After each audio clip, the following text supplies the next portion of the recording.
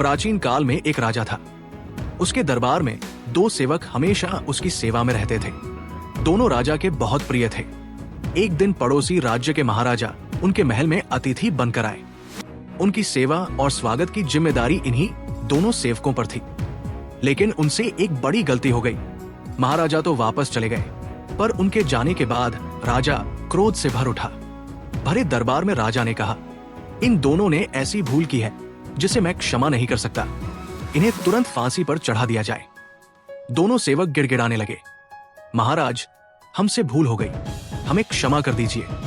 हम आपके सबसे विश्वास पात्र सेवक हैं, आगे कभी ऐसी गलती नहीं होगी। लेकिन राजा का क्रोध शांत नहीं हुआ। तभी उनमें से पहला सेवक, जो थोड़ा अधिक चतुर था, तेजी से सिंहासन के पास पहुंचा और बोला, महाराज, मुझे अपनी अंतिम इच्छा कहने का अवसर दीजिए। राजा ने कहा, बताओ क्या कहना चाहते हो।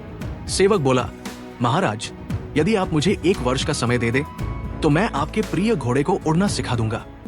ये सुनते ही पूरा दरबार हंस पड़ा। राजा भी मुस्कुराने लगा। सेवक ने फिर कहा, महाराज, आपका घोड़ा आपको प्रिय है, आप युद्ध में उसी पर सवार होकर जाते हैं। सोचिए, यदि आपका घोड़ा उड़ना सीख जाए तो आप कितने महान योद्धा बन जाएंगे। कोई आपको कभी हरा नहीं पाएगा। राजा सोच में पड़ गया। सेवक ने कहा, वैसे भी यदि मुझे आज फांसी देनी है या 1 साल बाद, इससे क्या फर्क पड़ता है। मुझे केवल 1 वर्ष का समय दे दीजिए। अगर मैं घोड़े को उड़ना न सिखा पाया तो आप मुझे स्वयं फांसी पर चढ़ा दीजिएगा। राजा ने कुछ देर विचार किया और फिर आदेश दिया, पहले सेवक को 1 वर्ष के लिए अस्तबल भेज दिया जाए।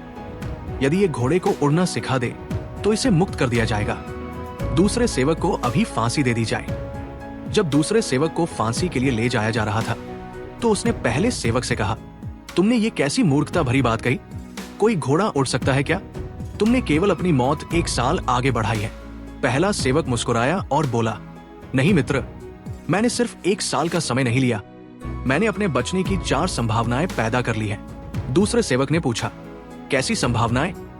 पहला सेवक बोला, पहली, हो सकता है 1 साल में राजा की मृत्यु हो जाए, फिर मुझे फांसी देगा कौन? दूसरी, हो सकता है मैं ही किसी बीमारी से मर जाऊं, तब फांसी का प्रश्न ही नहीं रहेगा। तीसरी, हो सकता है घोड़ा ही मर जाए, फिर उसे उड़ना सिखाने की जरूरत ही नहीं पड़ेगी। और चौथी, कौन जानता है, शायद मैं सचमुच घोड़े को उड़ना सिखा दूं। जिंदगी में कुछ भी संभव है। ये कहकर वो मुस्कुराते हुए अस्तबल की ओर चला गया।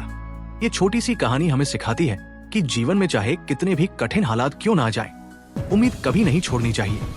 जीवन आपको वापसी का एक अवसर जरूर देता है।